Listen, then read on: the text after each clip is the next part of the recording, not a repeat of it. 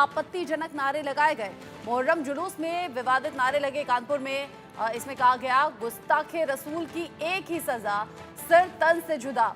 ऐसे विवादित नारे जो कि लगे। इससे पहले हिंदुस्तान में रहना है तो या हुसैन कहना है, ऐसे विवादित नारे भी लगे थे। अब ये जो नारे लगे हैं, इसका वीडियो भी सामने आ गया है। और देश के अलग अलग हिस्सों में अगर इस तरह की घटनाएं या फिर इस तरह की तस्वीरें बढ़ रही हैं तो ये बड़ी चिंता वाली बात है। चिंता इस बात की भी कि क्या कुछ खास लोग हैं जिनके जरिए माहौल खराब करने की कोशिश है, क्योंकि ऐसा नहीं है कि देश के सभी हिस्सों में ऐसा हुआ हो। देश के कुछ हिस्सों में ऐसे आपत्तिजनक नारे लगे हैं जिन पर ऐतराज हो सकता है। यूपी के कानपुर में मुहर्रम जुलूस के दौरान आपत्तिजनक नारेबाजी हुई। वीडियो वायरल हो रहा है। इसमें दिखाई दे रहा है कि कैसे कई लोग एक साथ मिलकर गलत नारेबाजी कर रहे हैं। आपत्तिजनक नारे लगाकर माहौल बिगाड़ने की कोशिश है। ये जो मामला है रावतपुर का है। पुलिस ने वीडियो पर खुद ही संज्ञान लिया। पुलिस का कहना है कि जो भी दोषी होगा इस मामले में उस पर कानूनी कार्रवाई होगी। इससे पहले घंटाघर और बाकी जगह भी ऐसी घटना हो चुकी है। रावतपुर में बुधवार देर शाम डाकखाने वाली गली से मुहर्रम का जुलूस निकल रहा था। हनुमान मंदिर के सामने जुलूस में शामिल कुछ अराजक तत्व थे जिन्होंने इलाके का माहौल बिगाड़ने की कोशिश करते हुए गुस्ताखे रसूल की एक ही सजा, सिर तन से जुदा, सर तन से जुदा, इस तरह से भड़काऊ नारे लगाए हैं।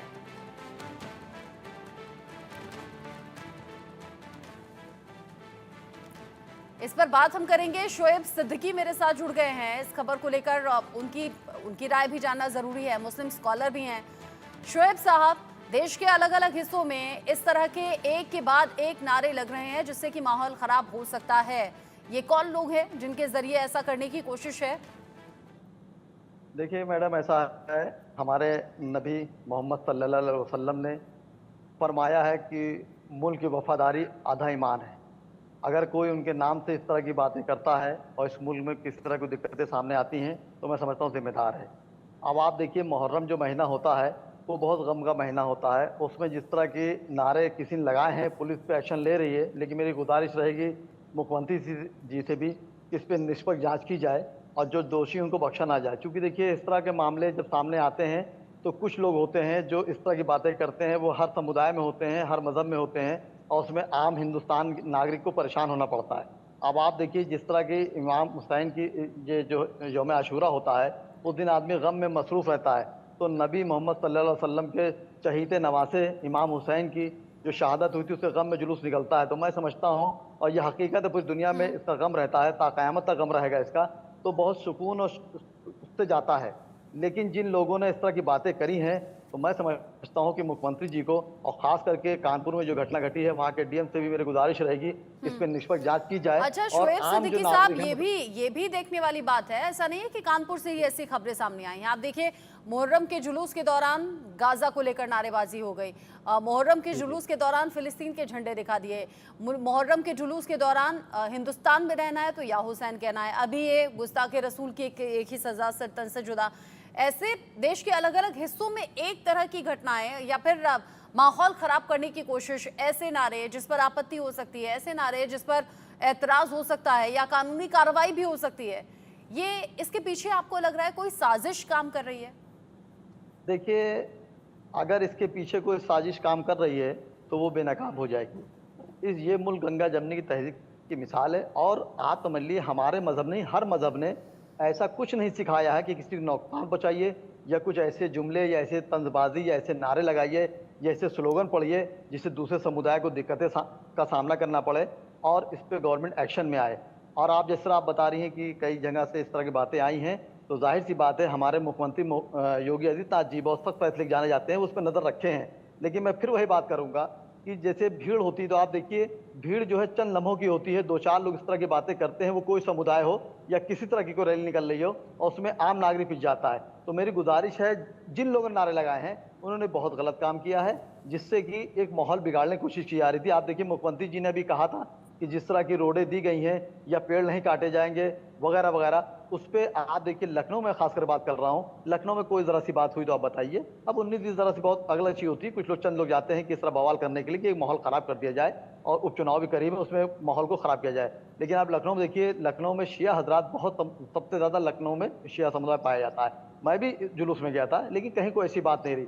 लेकिन हाँ, जिन लोगों ने इस तरह की बातें करी है गलत है। हमारे नबी ने कहीं नहीं फरमाया, हमारे नबी ने सिर्फ मोहब्बत का पैगाम पहुंचाया है और उनका नाम लेके अगर इस तरह की बात है, ये मौका वो नहीं था इस तरह बात कहने का। और आपने एक बात और भी अच्छी कही कि जिस तरह इस मुल्क में रह के लोग किसी मुल्क का नाम लेते हैं, ये सरासर गलत है। देखिए, ईमानदारी की जो बात है, आप हिंदुस्तान रहते हैं, आपको हिंदुस्तान की बात कहना है, आप दूसरे को मौका ऐसा क्यों देते हैं कि आपके ऊपर उंगलियां उठें और पूरा समुदाय जो है शर्मसार हो। और मैं एक बात और कहना चाहूँगा यहाँ पर कि हमारे जो आलिम दीन है यहाँ पर, उनकी भी कमी रहेगी। मैं बिल्कुल साफ गोई से बात करूँगा कि उनकी भी कमी रहेगी कि जब इस तरह के मामला सामने आते हैं तो उससे पहले उनको जो है मंदिर आम पर आके मस्जिदों से या छोटी मीटिंगें करके कि आप लोग इस तरह कुछ ना करिएगा, जो क्योंकि हमारे पास सरकार हमारे सपोर्ट में है, आप इस तरह कोई नारा मगर वो ऐसा कुछ नहीं करते हैं। सिर्फ वो अपनी रोटियां सेकते हैं, चाहे कोई हुकूमत होती है वो रोटियां सेकते हैं किसी अच्छा, समुदाय के भी, आपकी सोच चाहे बहुत दुनिया अच्छी भी है, आलिम हो चाहे अप्रिशिएबल दुनिया। भी है। आप कह रहे हैं हिंदुस्तान में रहकर हिंदुस्तान की बात करना या फिर वतन के लिए मोहब्बत होना बहुत ज्यादा जरूरी है और ये पहला धर्म है। ठीक है, समझ में आया। लेकिन आपने ये कहा कि कानून अपनी कार्रवाई करेगा। हाँ, आप कहिएगा अपनी बात। कानून अपनी कार्रवाई करेगा। यूपी में योगी आदित्यनाथ सख्त हैं, माहौल खराब बिल्कुल ना हो, ये निर्देश पहले से दिए गए थे। बावजूद इसके अगर इस तरह की हरकतें हो रही हैं, ये जानते समझते हुए कि कानूनी एक्शन हो सकता है, वीडियो जब बनता है तो चेहरे उसमें कैद हो जाते हैं, बावजूद उसके अगर ये लोग इस तरह की हरकतों में इन्वॉल्व हैं या फिर इस तरीके से माहौल खराब करने के लिए आगे आ रहे हैं, आपके जान पहचान में या फिर आपके सर्किल में कभी भी किसी के भी जरिए क्या ऐसी बातें कहने की या फिर आपको बरगलाने की कोशिश हुई इससे पहले? देखिए, मैं आपको बता दूं कि हिंदुस्तान गंगा जमनी की मिसाल यहाँ दी जाती है और यहाँ पर बरगलाने की जहाँ तक बात है तो देखिए, हर समुदाय में एक समुदाय का नहीं कहूँगा, चंद लोग होते हैं हाँ। जो बरगलाते हैं और बरगला के पीछे चले जाते हैं। एकदम ठीक और बात उसके है। बाद उसकी दिक्कत सबको उठानी पड़ती थी। मैंने कहा कि आलिमों को चाहिए, ये हमारे सियासी जो रहनुमा है, जब इक़्तिदार की भूख के लिए इसी मुसलमान को यूज़ करते हैं, कम से कम आप उनको आगे मुहर्रम देखिए, 1 पहली से मुहर्रम शुरू होता है और जो हादसा हुआ है जो आपने जिक्र किया है वो 10 मुहर्रम का है। तो 10 दिन के बीच में जो तकरीरें आप करते हैं, करबला का जिक्र बताते हैं, तो उसमें आपको कम से कम ये भी कहना चाहिए कि इस तरह की कोई बात आप ना करें जिससे आम मुसलमान को दिक्कत हो और हुकूमत को आपको मजबूरी में एक्शन लेना पड़े। और मैडम, एक बात जरूर करूंगा आम मुसलमान के लिए कि एक आरजू नहीं, हर आरजू तो ये है, लाकर जरा सिर दो खाके वतन कफन में, ये किरदार मेरा अपने मुल्क के लिए है। आम मुसलमानों की बात कर रहे हैं और जिनको रोटियां सेकनी है वो कोई हुकूमत हो, वो सिर्फ रोटियां सेकते हैं, आम मुसलमान को झोंक देते हैं। मेरी गुजारिश है इस तरह की हरकतें बिल्कुल ना करें जिससे आम मुसलमान परेशान हो। साहब, कौन सेकता है रोटियां? कौन है ये लोग? अब देखिए, इसमें सियासी रहनुमा सब हैं, चाहे दुनियावी हो दीनी हो, सब अपनी रोटियां सेकने की कोशिश करते हैं और इसमें आम मुसलमान परेशान होते हैं। मेरी आम मुसलमान से गुजारिश है कि आप जो है गमे हुसैन मनाइए, मैंने मनाया, पूरी दुनिया मना रही है। हाँ। हमारे नबी के प्यारे नवासे जिनका कत्ल कर दिया गया, बेरहमी से उनको कत्ल कर दिया गया, मासूम मासूम बच्चों पे तीर चला दिए गए। तो देखिए, उनका एक शेर था कि करबला पे कि एक उसमें उन्होंने बात कही थी कि उस आखिरी नमाज का आलम न पूछिए, इस्लाम जिंदा कर गया सजदा हुसैन का।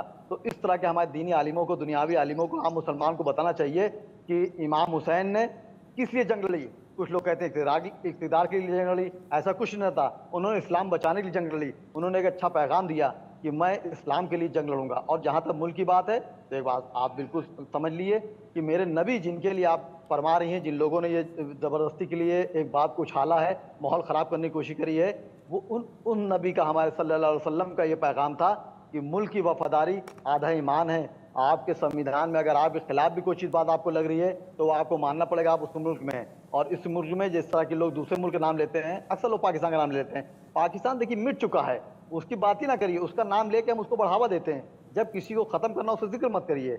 आप किसी मुल्क का नाम ले लिए, अपने बल्क में अगर आप पे कोई इल्ज़ाम किस तरह लगते हैं तो आप उनको अपना किरदार पेश करिए। हमारे नबी ने किरदार पेश किया। हमारे नबी ने, जो औरत कूड़ा फेंकती थी, जब वो नहीं फेंका तो उसकी खैरियत लेने गए तो वो ईमान ले आई। तो आप अपना किरदार नबी वाला भेजिए, जज्बात में आके ऐसे ना बोलिए आप। और इसमें मैडम मैं बताता चलूँ आपको सर कि इसमें जिस तरह के जो बयानबाजी करते हैं वो पढ़े लिखे नहीं होते हैं। अगर आप तस्दीक कर लीजिएगा, जब पुलिस पकड़े देख लेगी, आप देख लीजिएगा सब लड़के जो है तालिब इल्म बहुत कम हो गए। हाँ। और उनको दूसरे लोग बरकरार हैं और बिला वही जेल चले जाएंगे, माँ बाप परेशान रहेंगे। हाँ। फिर कोई पैरवी नहीं करेगा, फिर कोई पैरवी नहीं करेगा। एक बात और गौर करने वाली है, जब भी आप इस तरह की तस्वीरें देखेंगे ना, जो भी मैंने कहा, फिलिस्तीन का झंडा, गाजा को लेकर नारेबाजी या फिर ये विवादित नारे, ये जो कुछ भी हुआ है, अगर आप इन वीडियोस को ध्यान से देखें, आपको इसमें एक उम्र का सर्कल दिखेगा और एक वो खास वो जो एज होती है उसके लड़के आपको इसमें दिख जाएंगे, जो बहुत से नाबालिग होते हैं या बहुत से मुझे लगता है 18, 20 या 22 मैक्सिमम इतनी उम्र के लड़के होंगे। इन लड़कों को यानी कि युवाओं को भड़काने बरगलाने की कोशिश किसी और के जरिए हो रही है, क्योंकि यहाँ हम कभी नहीं देखते कि कुछ अधेड़ हैं या फिर कुछ वयस्क हैं, इसमें नहीं होता। जब विवादित नारेबाजी हो रही है उसमें कम एज के जो लड़के हैं वो ज्यादा हैं। कोई ब्रेन वॉश कर रहा है क्या? कोई पीछे से भड़काने की कोशिश है क्या? जी जी, बिल्कुल सही कह रहे हैं आप। हो सकता है अगर ये अभी जांच एजेंसियां बैठेंगी, लड़के पकड़ में आएंगे तो उनसे पूछा जाएगा। लेकिन एक देखिए, बहुत हमारे वहाँ कमी बहुत रही है हमेशा कि आप देखिए मुसलमानों में कोई रहनुमा नहीं रहा जिसने मंदिर आम पे आके दामन थामा। आप देखिए शिया सुन्नी हमारे वहाँ, शिया हमारा भाई है, ऐसा नहीं है, लेकिन उनके वहाँ एक रहनुमा होता है। अगर या शिया पे कोई तकलीफ आती, कोई मुसीबत आती है तो या तो बास साहब हो चाहे जवाद साहब हो, मरहूम कल्बे सारी साहब हो, ये मंदिर आम पर आके उनकी पैरवी करते थे, उनको सही रास्ता बताते थे और फिर उनसे वो दोबारा गलती ना हो उसको कह के उसको बचा लेते थे। लेकिन सुन्नी की तादाद आप देखिए, लखनऊ नहीं पूरे वर्ल्ड में सुन्नी की तादाद बहुत ज़्यादा है, लेकिन इनका जो कोई रहबर जो सही रहबर उनको नहीं मिल पा रहा है। आप देखिए इलेक्शन में भी होता है कि मुसलमानी एक कौम है खासकर सुन्नी की कि वो हर तरफ जाती है और दूसरी पार्टियां बीजेपी को डरा के वोट ले लेती हैं और मुसलमान दबस्ती के लिए परेशान होता है। तो हमारा कमी सबसे ज़्यादा ये है। मेरी आलिमों से गुजारिश रहेगी आपके टीवी के नेशनल चैनल से कि कम से कम आप नौजवानों की रहनुमाई करिए, उनको रोजी रोटी का रास्ता बताइए, उनको बताइए आपके नबी ने क्या फरमाया था। आपके नबी के नवासे इमाम हुसैन ने करबला की जंग शहीद होने के बाद जीती थी। दुनिया की मैडम, दुनिया की पहली या आखिरी जंग थी करबला की कि शहीद होने के बाद जीती गई। आप इस तरह के पैगाम पहुंचाइए कि उन्होंने सर पैगाम पहुंचाएं। अब आप इस तरह के नारे लगा रहे हैं, अब इसको फीडिंग कोई बैक कर रहा है। हम कह रहे हैं अक्सर होता है कि जब लड़के जज्बात में बोल जाते हैं और उसमें बाद में उनका खामियाजा पूरी कौम को भुगतना पड़ता है। तो मेरी फिर वही मैं बात करूंगा आपसे बार बार कि हमारे वहाँ रहबरों की कमी रही। जो मंदिर है, अब आप देखिए पकड़ शुरू होगी तो उसमें कोई कानपुर का या लखनऊ का पूरे इंडिया का कोई आलिम दीन फ्रंट पर आके नहीं बोलेगा। वो ऐसी साहब रोटियां सेकने के लिए वहां से हैदराबाद से बोलते रहेंगे कि गलत पकड़ा वो पकड़ा, लेकिन मंदिर आम पर आके उन बच्चों को समझाया नहीं जाएगा कि बेटा आप ऐसी बात आपने क्यों करी। जो पॉलिटिशियंस हैं वो अपनी रोटियां सेकते हैं, अपना फायदा देखते हैं, उसका नतीजा ये बस होता है कि कम उम्र के जो लड़के हैं वो बहकते हैं, उन्हें बरगलाया जाता है और वो बहकावे में आकर इस तरह से विवादित या तो नारे लगाते हैं या ऐसी तस्वीरें सामने आती हैं जिसके बाद मुश्किलें उन लड़कों की बढ़ जाती हैं जो इस तरह की चीजों में इन्वॉल्व होते हैं, बजाय कि उनके जो भड़काते हैं या बरगलाते हैं वो पीछे पर्दे के रहते हैं। आप मेरे साथ जुड़े, बहुत शुक्रिया शोएब सिद्दीकी जी।